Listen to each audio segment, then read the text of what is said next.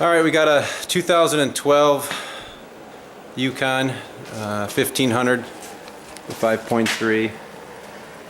Nothing special, but we're going to do a strut replacement here. We got 3 bolts on the top that are 18 millimeter. And we'll get those taken out and go at the bottom. Alright, so you can see I got the tire off here and working towards getting those bottom 2 bolts out. That is a 15 millimeter on my, again, 2012 Yukon 1500. See if we can get these guys out. Alright, so we got the first guy in.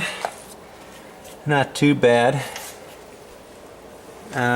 One little problem that you might encounter that I didn't see on YouTube already is that bolt right there.